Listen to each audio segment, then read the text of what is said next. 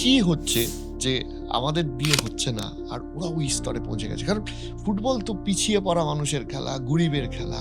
African দেশগুলো খেলছে, Syria খেলছে, আফগানিস্তান আমাদেরকে হারিয়ে দিতে পারছে। মানে শুধু কি ইনফ্রাস্ট্রাকচার, নাকি রক্তেই নেই আমাদের? দেখো, তার একটা কারণ তো ফিনান্সিয়াল কারণ তো আছেই অরিত। আমাদের দেশে আরেকটা হচ্ছে ক্রিকেটের অত্যাধিক ক্রেজ। একটা ক্রিকেট অধ্যাধিক অন্য স্পোর্টসকে স্পোর্টসই মনে করে না এখানে। কিন্তু এখানে তো ক্লাবগুলোরও একটা সমস্যা চোখে পড়ার মতো। মানে ধরো যেভাবে বার্সেলোনা মেসিকে তৈরি করলো, সেই স্ট্যান্ডার্ড অফ একাডেমি তো খুব কম এখানে। আমার না এখানে একটা অন্যরকম ভাবে বক্তব্য আছে অরিত। আমি জানি না অন্যরা মানবেন কিনা। আমি মনে করি যে ইস্টবেঙ্গল এবং মোহনবাগানের উপর সাংঘাতিক একটা অন্যায় হয়েছে, যেটা আমরা বাঙালিরা চুপ মুখ বুঝে সহ্য করে নিয়েছি। যে অন্যায়টা হয়েছে সেটা হচ্ছে যে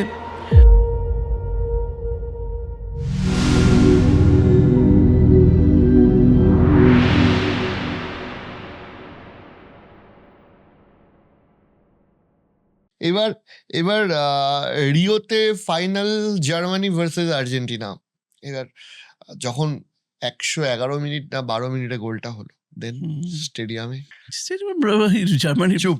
জার্মানির সাপোর্টাররা তোমার আমি এই কারণে জিজ্ঞেস করছি, তোমার একটা বইয়েতেও আমি দেখলাম যে ছবি, যে যাদের জন্য আপনারা ও রাইট, দেখেন।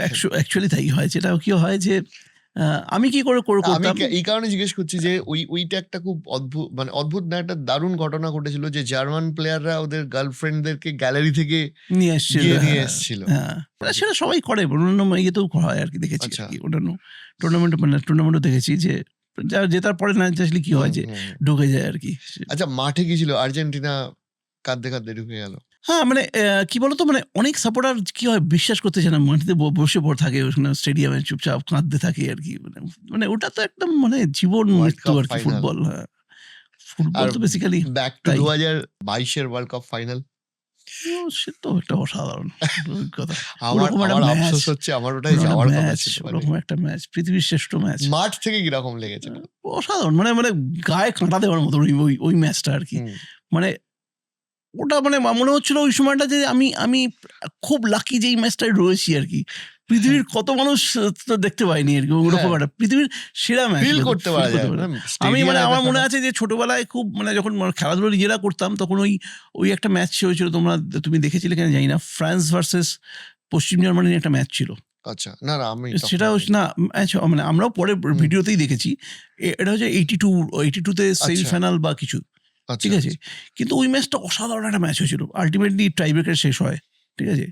ওরকম ওই 1-2 প্রথমে 1 গোল দিল ফ্রান্স, দিল জার্মানি শেষ করলো, বা লাস্টে বোধহয় জার্মানি বোধহয় ইয়েতে এক্সট্রা টাইমে গিয়ে গোল শোধ করে বা কিছু একটা, আমার খুব একটা মনে নেই ম্যাচটার কথা। কিন্তু ওই রকম মানে ওরকম টান ম্যাচ দেখিনি। এই ম্যাচটা আমার মনে হয়েছিল সেরকম, মানে এই দিচ্ছে, মানে আমরা তো প্রথম দিকটা ভেবেছি হয়ে গেল ওয়ান সাইডেড ম্যাচ।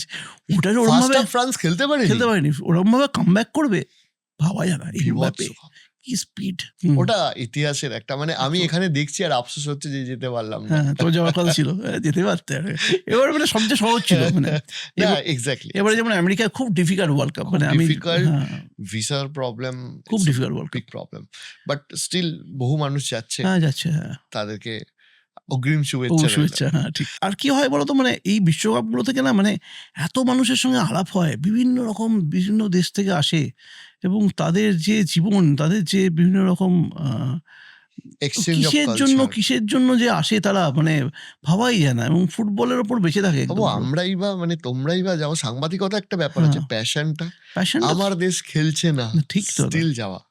এবং মানে জিজ্ঞেস করে যে মানে অনেক সময় মিডিয়া সেন্টারে অনেক সময় এরকম প্রশ্নের মুখোমুখি আমরা হই যে তোমরা কি করতে এসছো, মানে এরকমও বলে অনেকে। যে কিন্তু ঘটনা যে আজকে ধরো ব্রাজিল, মানে আমি বলবো বাংলাদেশেও একই রকম, যে বাংলাদেশেও এত ফুটবল নিয়ে আবেগ, এবং বাংলাদেশের সাংবাদিকরা যায় বা আমরা যাই, আমরা হয়তো একদম তৃতীয় শ্রেণীর নাগরিক ওখানে, কিন্তু ওই আর কি, কিন্তু ওই প্যাশনটা। 48টা দেশ তো হলো, 64 হলে দেখা যাক আমরা পাই কিনা। 64 হলেও কি হবে যাই না গো, খুব চাপ। মানে যেভাবে ফুটবল চলছে খুব চাপ, তাতে খুব সমস্যা। আচ্ছা, তুমি তো ব্রাজিলের গ্রামগুলো, মানে গ্রাম বলতে ছোট ছোট শহরগুলো দেখেছো।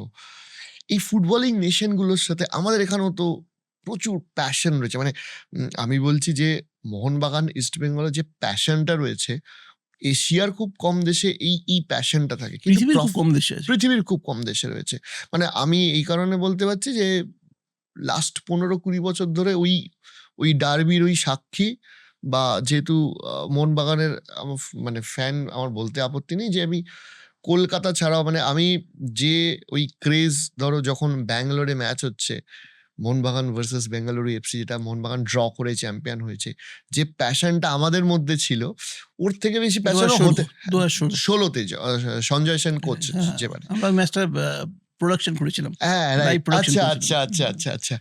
মানে বেসিক্যালি যখন আমি ছিলাম, মাঠে ছিলাম। লাস্টে তোমার লাস্টে একটা বেঙ্গালুরু যখন অ্যাটাকে গেল, এরকম ওটা 92nd মিনিট, শিলটন বলটা কালেক্ট করতে গিয়ে ওদের প্লেয়ারটা পড়ে গেছে। আমি বলছি বিশ্বাস করো, হার্ড আর বিট করছিল না তখন, যে এই বোধহয় বাঁশিটা বাজালো, পেনাল্টি দিয়ে দিল। সো হোয়াট এভার, ব্যাটারটা হচ্ছে যে মানে কি হচ্ছে যে আমাদের দিয়ে হচ্ছে না, আর ওরা ওই স্তরে পৌঁছে গেছে। কারণ ফুটবল তো পিছিয়ে পড়া মানুষের খেলা, গরিবের খেলা। আফ্রিকান দেশগুলো খেলছে, সিরিয়া খেলছে, আফগানিস্তান আমাদেরকে হারিয়ে দিতে পারছে। মানে শুধু কি ইনফ্রাস্ট্রাকচার, নাকি রক্তেই নেই আমাদের? না গো, রক্ত আছে আমার মনে হয়। দেখো, এবছর কাতারে একটা ছেলে খেলবে, ইন্ডিয়ান ছেলে, কাতার ওয়ার্ল্ড কাপ টিমে, যে মানে অ্যাকচুয়ালি অস্ট্রেলিয়াতেও একজন আছে। হ্যাঁ, তো তাহলে তার মানে রক্ত নেই আমি বলবো না। মানে কাতারের যে ছেলেটা খেলছে, প্রায় 19-20 বছরের ছেলে, সে বিশ্বকাপ দলে খেলছে, কেরালিয়ান ছেলে, ঠিক আছে, একদম ইন্ডিয়ান ছেলে, যে যার বাবা মা হয়তো ওখানে গিয়ে শিফট করেছিল এবং মানে সেখান থেকে খেলতে আরম্ভ করেছে। প্রচুর আমরা ইপিএলে একটা সময় দেখেছি যে মানে ভারতীয় বংশোদ্ভূত ছেলেমেয়েরা খেলছে, মানে ধরো এই হরপাল সিং বা ওই মাইকেল চোপড়া, এরকম চোপড়া দেখেছি, এরা হাইয়েস্ট লেভেলে খেলেছে। সমীর নাসিরি খেলেছে। তো সামহাও মানে জিনে নেই বা ব্লাডে নেই, এটা বললে আমার মনে হয় না ঠিক হবে। যেটা হয়েছে কি, আমার মনে আছে, আমার একটা কিথ হুবার বলে এক ভদ্রলোক এসেছিলেন, উনি হচ্ছেন এফসির গ্রাসরুট ডেভেলপমেন্টের, উনি একটা সময় টেকনিক্যাল ডিরেক্টর ছিলেন, ঠিক আছে। আমি ওই এটিকের সঙ্গে যখন ছিলাম, আমি অ্যাটলেটিকো ডি কলকাতার 2014-তে, হ্যাঁ, তখন ওকে রিলায়েন্স নিয়ে এসেছিল, রিলায়েন্সের যে গ্রাসরুট প্রোগ্রামটা, তার হেড হিসেবে। তো আমরা এখানে কলকাতায় একবার মিটিং করেছিলাম, তো আমি একবার জিজ্ঞেস করেছিলাম ওনাকে যে তোমার কি মনে হয় যে আমাদের এখানে, আমার মনে হয় ট্যালেন্ট ওয়াইজ আমরা কটা পিছিয়ে নেই। কারণ হচ্ছে আমার ফুটবলের যে অভিজ্ঞতা, আমি যতদূর দেখেছি, যে যখন টাটা ফুটবল একাডেমিতে আমার অনেক বন্ধুবান্ধব ছিল, চন্দন বা গৌতম ঘোষ, এরা সব আমাদের ওই এলাকারই ছেলে, চুচোর ছেলে, আমার বন্ধুবান্ধব সব ছিল। ওরা যখন টাটা ফুটবল একাডেমি খেলেছে, বা পরবর্তীকালে যখন এই মেয়র্স কাপ নিয়ে জয়ন্ত সেন টেন্ডরা যেত, এরা মেয়র্স কাপ জিতে আসতো, মেয়র্স কাপ টিম নিয়ে যেত, গথিয়া কাপ, ডানা কাপ, লন্ডন ফুটবল ফেস্টিভ্যাল, সমস্ত জায়গা থেকে চ্যাম্পিয়ন হয়ে ফিরতো, ঠিক আছে। জুনিয়র লেভেলে যে কোনো টিম গিয়ে দেখো, আজকে এই আমাদের এই যে ভদ্রলোকের টিমটা, পাঞ্জাবের টিমটা গিয়ে লিভারপুলের একাডেমিকে হারিয়ে আসছে। ওটা ছেড়ে দাও দাদা, এই স্কালোনি কোচ আর্জেন্টিনা আন্ডার 23 কে ইন্ডিয়া 2-1 হারিয়েছে। স্কালোনি কোচ, এই স্কালোনি কোচ তাই আমার মনে ছিল না, রাইট, আর্জেন্টিনাকে হারিয়েছে। এটা মানে বিশাল সুদূর ভবিষ্যৎ, মানে আগে নয়, হয়তো 5-7 বছর আগেই হারিয়েছে। তুমি যদি পুরনো ইয়েও দেখো, যে মানে আর্জেন্টিনার কথা করেছে, আমি বলছি যে ধরো, আমার কথা বলছি যে ধরো, যেটা নেহরু কাপে আর্জেন্টিনার এগেইনস্টে যে ম্যাচটা ইন্ডিয়া খেলেছিল সে সময়, যখন বিদেশ বোস, মনোরঞ্জন ভট্টাচার্য, এরা খেলেছিল, যখন যে ম্যাচটা 1 গোলে হেরেছিল, লাস্টের গোলটা গাড়ে কারণ যে গোলে হেরেছিল। ইভেন পেলের যখন কসমস এসেছিল, আমাকে তো ঠিক আছে, কসমস তো তখন অনেকটাই আমি বলবো যে মানে যে টিমটা এসেছিল, অনেকেই হয়তো সেই টিমের অলরেডি খেলাধুলো ছেড়ে দিয়েছেন, পেলের পিকে নেই বা ইয়ে নেই, কিন্তু সেটা একটা এক্সিবিশন ম্যাচ। কিন্তু এটা তো কম্পিটিটিভ ম্যাচ, এরকমভাবে 89 মিনিট প্রায় অবধি আটকে রেখে তারপরে খেলেছে। তার মানে কোথাও একটা ওই কম্পিটিটিভ ফুটবল। আর ওই টিমটাই গিয়ে 86-এ ওয়ার্ল্ড কাপ জিতলো মারাদোনার সঙ্গে, যে টিমটা এখানে এসেছিল, বুরুজুকা থেকে আরম্ভ করে এভরিওয়ান, পম্পিদো, বুরুচাগারা, সবাই। তো আমার মনে হয় যে ওইটা সমস্যা নয়, কিন্তু যেটা পিটুয়ার বলেছিলেন আমাকে, যেটা উনি বলেছিলেন যে দেখো, তোমাদের কি হয়, যে ট্যালেন্ট পুলটা আছে সেটাকে নিয়ে তুমি টিম তৈরি করছো, এবারে গিয়ে ও কি করছে, হয়তো অন্য একটা টিমের সঙ্গে খেলছে, 5 গোল 6 গোল 7 গোলের সঙ্গে জিতছে, ফলে ওরা না ওই কম্পিটিটিভ ফুটবলটা ওরা পাচ্ছে না। মানে যে ট্যালেন্টগুলো আছে, ট্যালেন্টটা এত কম, যেহেতু কোয়ান্টিটিটা কম, ফলে ট্যালেন্টের পুলটাও কম, কোয়ালিটিটাও কম। আচ্ছা, ঠিক আছে, এর ফলে ওরা না কম্পিটিটিভ ফুটবল, ধরো একটা তুমি ধরো আজকে টাটা ফুটবল একাডেমি করলো, যে বাছাই করে নিয়ে এলো বিভিন্ন জায়গাতে ছেলেদের, এই টিমটা থেকে তুমি যখন প্র্যাকটিস করে খেলতে পাঠাও, ওরা জিতবে হয়তো 5 গোল 6 গোল করে বিভিন্ন হারাবে। আচ্ছা, ফলে ওই ছোটবেলা Standard of থেকে football স্ট্যান্ডার্ড টা কম। ফুটবলটা নেই। এই টিমটাকেই যদি তুমি রেখে দাও, ধরো ইউরোপে বা কোনো একটা টিমের কোথাও রেখে দাও, ওরা ওই ছোটবেলা থেকে যে কম্পিটিশনটা পাবে কমপ্লিটলি সবসময়, ওটা ওদেরকে অনেক ডেভেলপ করবে। তোমাকে দেখো ভালো হতে গেলে বেটারদের সঙ্গে তোমায় খেলতেই হবে। এই কদিন আগে সৌরভ গাঙ্গুলির একটা পডকাস্টে দেখছিলাম, ঠিক একই কথা বলেছে, তোমাকে যদি ভালো করতে হয় তোমাকে বেটারদের সঙ্গে খেলতে হবে সবসময়, তবে তোমার খেলার স্ট্যান্ডার্ড বাড়বে। বা যেটা ধরো এখানে সেটা এই ট্যালেন্টটা না, সেটা পাচ্ছে না। ফলে এদেরকে পাঠাতেই হবে, যেটা 2017 ওয়ার্ল্ড কাপের সময় হয়েছিল, যে দীর্ঘদিন ওদেরকে বাইরে রাখা হয়েছিল আন্ডার-17 টিমটাকে, সেরকম কিছু তোমার করতে হবে। এবং আমার মনে হয় যে দেখো, গ্রাসরুট নিয়ে আমাদের এখানে কাজ হচ্ছে না তা নয়, টুকটাক করে এএফএফ কাজ করছে, হয়তো এর ফল হয়তো কিছুদিন পরে পাবো আমাদের। এটা এনাফ কিনা আমি জানি না, মানে যে স্ট্যান্ডার্ডে ফুটবলটা এখন চলে গেছে। তো হ্যাঁ, না, আমি অনেকগুলো একাডেমি হয়েছে, ধরো মানে এএফএফ থেকে হয়েছে, ফিফা একাডেমি করেছে, উড়িষ্যায় করেছে, সাউথে করেছে। তো এইগুলো আস্তে আস্তে আশা করি কিছু না কিছু কাজ করবে আর কি। মানে আগে ধরো আমাদের দেশে ফুটবল একাডেমির মধ্যে টাটা ফুটবল একাডেমি একমাত্র একাডেমি ছিল, উইলিয়ামস মেগার। কিন্তু এখানে তো ক্লাবগুলোরও একটা সমস্যা চোখে পড়ার মতো, মানে ধরো যেভাবে বার্সেলোনা মেসিকে তৈরি করলো, বা যেভাবে মানে একাডেমি থেকে প্লেয়ারগুলো ইউরোপে উঠে আসছে, সেই স্ট্যান্ডার্ড অফ একাডেমি তো খুব কম এখানে। দেখো, তার একটা কারণ তো ফিনান্সিয়াল কারণ তো আছেই অরিত। আমাদের দেশের হচ্ছে ক্রিকেটের অত্যাধিক ক্রেজ একটা রয়েছে। ক্রিকেটের অত্যাধিক ক্রেজ, অন্য স্পোর্টসকে স্পোর্টসই মনে করে না এখানে। দেখো, হতে পারে একটা স্পোর্টস কমার্শিয়ালি সাকসেসফুল, ক্রিকেট, ঠিক আছে, তার পেছনে বিভিন্ন কর্পোরেটর আছে, কিন্তু অন্য স্পোর্টসকে যদি তোমাকে এগিয়ে নিয়ে যেতে হয়, তখন সেখানে কিন্তু তোমার গভর্নমেন্টের সাপোর্ট চাই। এখানে তুমি সেটাও পাবে না। তো গভর্নমেন্টও সেই লেভেলের সেরকম সাপোর্ট করে না এই খেলাটা, এই স্পোর্টসটাকে। তো হবে কি করে, কোন জায়গা থেকে হবে তুমি বলো না? মানে আমার আফসোস হচ্ছে, ফুটবল এমন একটা খেলা যেটা গোটা পৃথিবীর কাছে পরিচিতি, সেখানে আমরা গিয়ে এখন মানে লিটারেলি বলতে খারাপ লাগছে, সরকারের কাছে মানে ফুটবলের উন্নতি মানে খেলা হবে দিবস, মানে বিভিন্ন জায়গায় এমএলএ আর কাউন্সিলররা। আমার বলতেও খারাপ লাগছে যে এটা বাস্তব, যে ওই বিদেশি বংশোদ্ভূত বিদেশি বসবাসকারী খেলোয়াড় অ্যালাউ করার পর এখন বাংলাদেশের টিম আমাদের থেকে অনেক স্ট্রং হয়ে গেছে, যেটা ওরা হারিয়েও দেখালো। তো গভর্নমেন্টের পলিসিরও একটা পরিবর্তন। আমাদের হয়তো ওই পলিসিটা হয়তো চেঞ্জ হবে না, ডুয়াল সিটিজেনশিপ আমাদের হয়তো হবে না, ঠিক আছে। আমাদের ডুয়াল সিটিজেনশিপ না হলে ধরো কাতার, ফ্রান্স, ইউরোপিয়ান সবকটা কান্ট্রি, তুমি গত বছর, আমি বলছি তোমাকে, গত বছর সে মরক্কো সেই ফাইনাল খেলেছে। তুমি মরক্কো যদি তুমি দেখো, মরক্কোর ফুটবল স্ট্রাকচার যদি দেখো, তুমি এই আশরাফ হাকিমি কি ছোটবেলায় চলে গেছে স্পেনে, চলে গেছে, বাবা মা মানে মরক্কোতে থাকতো, বাবা মা চলে গেছে স্পেনে, ওখানে বাবা মা বোধহয় কোথাও একটা ওই আয়ার কাজ করতো, বাবা ওই ভেন্ডার ছিল, স্ট্রিট ভেন্ডার ছিল, রোড সাইড ভেন্ডার ছিল। সেখান থেকে ছেলেটি ফুটবলে চোখে পড়লো, সেখান থেকে ওকে চেলসি সাইন করে নিয়ে চলে গেল। এবং এই মরক্কো টিমে অন্তত এরকম 14 জন প্লেয়ার ছিল, আমি যদি মনে করতে পারি, যে 14 জন প্লেয়ার ছিল যারা হচ্ছে বেসিক্যালি হচ্ছে ডুয়াল পাসপোর্ট নিয়ে খেলে, দ্বৈত নাগরিকত্ব নিয়ে খেলে, যে একটা সময় জন্মেছে হয়তো মরক্কান বাবা মার কাছে, কিন্তু ওরা থেকেছে বা বড় হয়েছে, বা ওই কম্পিটিশনটা যেটা বলছি আমি, যেটার মাধ্যমে তৈরি হয়। এবং কিন্তু ওরা একই সঙ্গে কিন্তু আরেকটা কাজও করছে, ওরা বাকি যে ধরো আরও যদি 12টা প্লেয়ার গিয়ে থাকে ওদের টিমে, সেগুলো তো ওদের নিজস্ব প্রোডাক্ট, হোমগ্রোন প্রোডাক্ট। সেটা হচ্ছে ওরা ওই সময় একটা ওই ওদের রাজার নামে একটা একাডেমি করেছিল, বা 10 বছর আগে মোহাম্মদ 6 ফুটবল একাডেমি বলে একটা একাডেমি করেছিল, ওখান থেকে প্লেয়ার প্রডিউস করছে। তো ফলে কি হয়, এই বিদেশি ক্ষেত্রে তুমি ধরো ফ্রান্সে জিনেদিন জিদান ফ্রান্সের একদম ওখান থেকে নয়, এমবাপ্পে, এই প্লেয়ার গুলো তো বাইরে থেকে। তাহলে আমরা যদি ইগোটা নিয়ে বসে থাকি, তাহলে হয়তো আমাদের ক্ষেত্রে আমি জানি না, আমাদের দেশের এই জানি না। তো তুমি দেখো, উইলিয়াম খেললো, পারফরমেন্স দেখো। হ্যাঁ, সেটা তো বলছি। এবারে অদ্ভুত ভাবে তুমি আফটার সুনীল ছেত্রী নাম্বার 9 এর প্লেয়ারই তুলে আনতে পারছো না। তার কারণ হচ্ছে তোমার নাম্বার 9 পজিশনে সব জায়গায় বিদেশিরা খেলে। ইভেন মোহনবাগান, ইস্ট বেঙ্গলে দেখো, মোহনবাগানে তোমার কামিংস, ম্যাকলারেন, পেট্রারস, তাহলে তোমার রহিম আলী বাদে আর কোনো স্ট্রাইকারই নেই, তোমাকে আবার সুনীল ছেত্রীকে ফিরিয়ে আনতে না হচ্ছে। না তাহলে ইদার তুমি আইএসএল এর নিয়ম করো যে আমাকে নাম্বার 9 পজিশনে খেলাতেই হবে একজন ইন্ডিয়ান, নাহলে তো স্ট্রাইকার তৈরি হবে না। না হবে না তো। আর ফুটবল হয়তো যতই এই সমস্যাটা অনেকদিন ধরে ভুগছে না আমাদের দেশের ফুটবল। হিউজ সমস্যা। এবার তুমি ডিফেন্স করে ভাই কতক্ষণ কাটাবে? তুমি তো দুটো একটা চান্স পাবে, ওর মধ্যেই তোমাকে গোল স্কোর করতে হবে, Absolutely. নাহলে তো তুমি কনফিডেন্সটা তো করবে না। পাবে না, মানে যে ছেলেটা খেলছে এশিয়া না। কাপে যেটা হলো, এশিয়া কাপে ইন্ডিয়া ডিফেন্সই করে গেল, মানে ফিনিশ করতে পারলো না। একটা দুটো চান্স পাইনি তা তো নয়, ফিনিশ করতে পারলো না একটাও।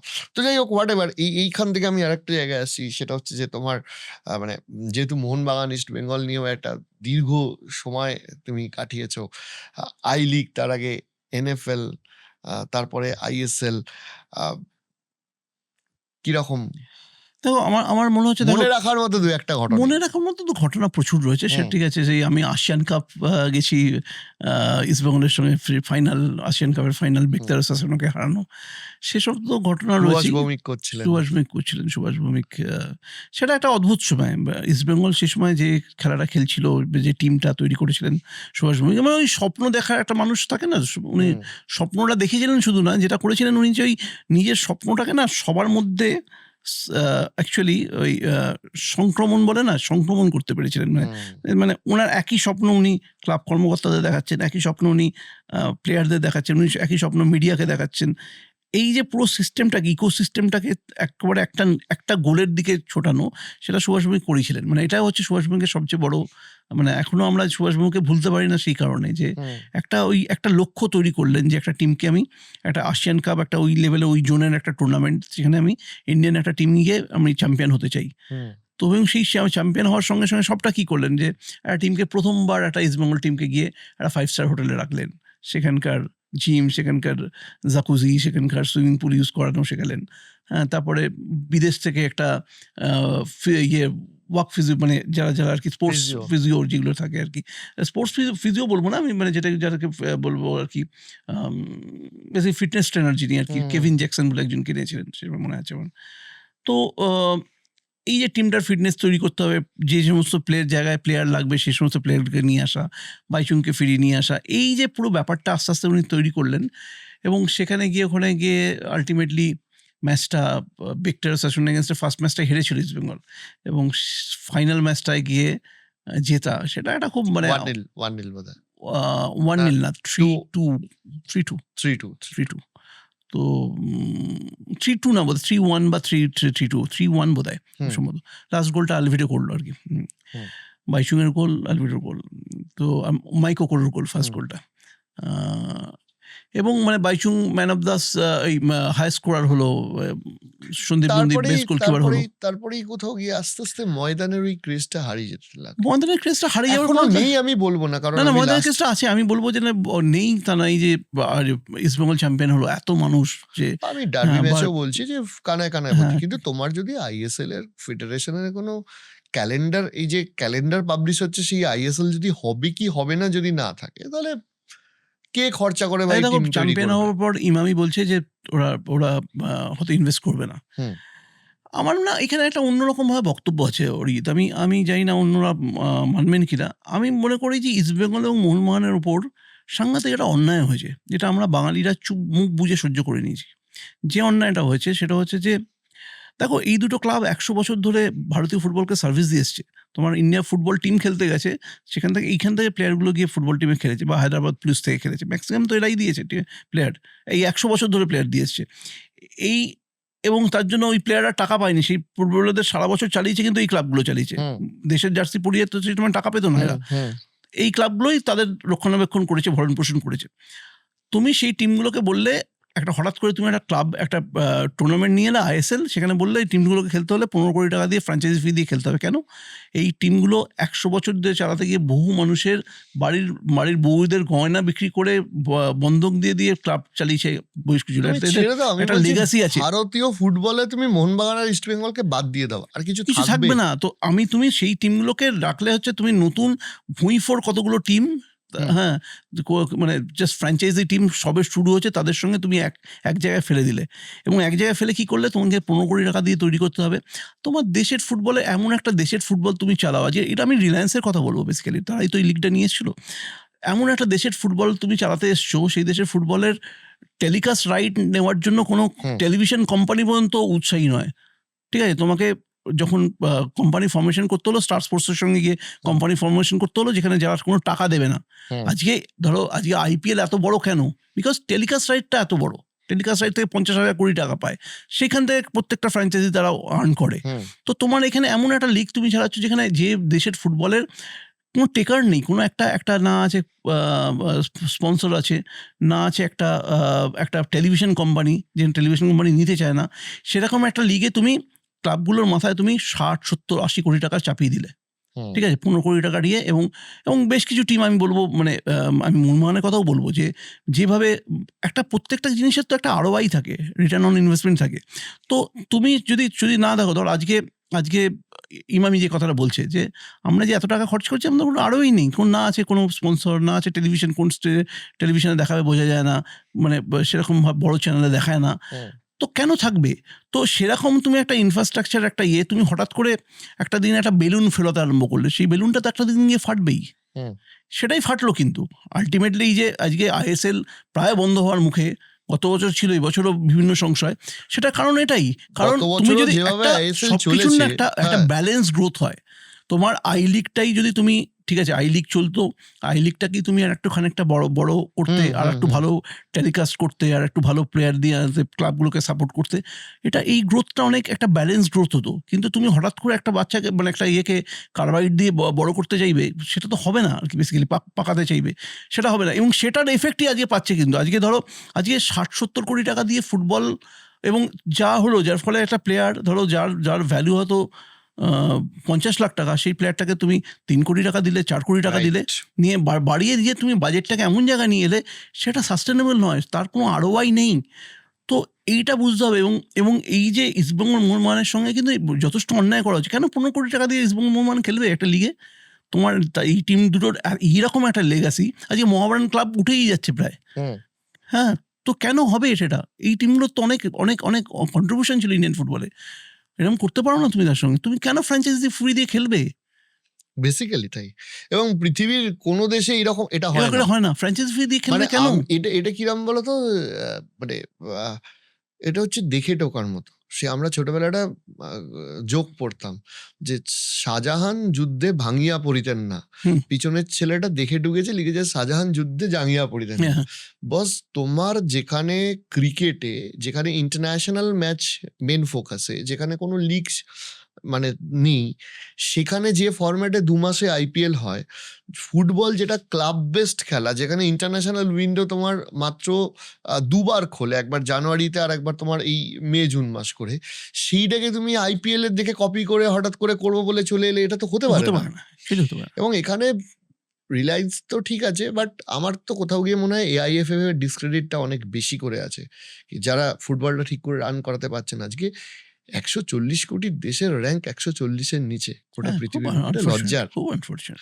এশিয়া কাপে ইন্ডিয়া কোয়ালিফাই, এবছর এশিয়া কাপে পর্যন্ত কোয়ালিফাই করতে পারলো না, এর থেকে খারাপ আর কি হতে পারে? তুমি বলছিলে না যে এবছর দেশ বেড়েছে, 48টা দেশ এসেছে, আমি জানি না কবে সেটা, মানে আমাদের জীবদ্দশায় কোয়ালিফাই, মানে আমি বলছি আমাদের জীবদ্দশা হবে কিনা জানি না, যে স্বপ্নটা দেখেছিলাম, মানে আমাদের আনন্দবাজারের জার্নালিস্ট ছিলেন, হতে পারে যদি যেভাবে উড়িষ্যার যিনি মুখ্যমন্ত্রী ছিলেন হকিকে যেভাবে সাপোর্ট করেছিলেন নবীন পট্টনায়ক, ওরম যদি 1-2 জন ফিগার পাওয়া যায় যিনি ফুটবলকে সাপোর্ট করবেন, তাহলে হয়তো হতে পারে। ফুটবলকে সাপোর্ট করতে এসেছিল নবীন পট্টনায়কের চেয়ে বড়, মানে রিলায়েন্স আর কি। হ্যাঁ, তো ভুল কিছু মানুষের পরামর্শ, নিশ্চয়ই একটা ভালো নিয়ে এসেছিলেন, ইন্টেনশন নিয়ে এসেছিলেন। ইন্টেনশন ওয়াজ গুড, এবং ISL এর পর অর্গানাইজ বেটার হয়েছে, কিন্তু সেইখানে ফেডারেশনের দায়িত্ব ছিল যে ফুটবলটা কিভাবে পরিচালিত হবে সেটাকে সঠিকভাবে, মানে সঠিক পন্থাটা দেখানো। প্রবলেম হয় কি জানো তো, আমার মনে হয় যে প্রবলেম যেটা হয় যে এই যে ক্লাবগুলোও যেভাবে চালায়, বা ফেডারেশনের ক্ষেত্রে এই যে এন্টিটিগুলো, মানে কর্পোরেট এন্টিটিগুলো না, এই ক্লাবগুলো, এই লেগাসি ক্লাবগুলোকে বা লেগাসি অর্গানাইজেশনগুলোকে একদম দূরে রাখে। ওদের হঠাৎ করে কি মনে হয় জানি না, ওরা মনে করে হয়তো সভ্যতা শুধু চুরি করে, বেসিক্যালি তার নয়। এদের কিন্তু একটা 50 বছরের একটা বা 100 বছরের একটা এক্সপিরিয়েন্সও কিন্তু এদের সঙ্গে থাকে।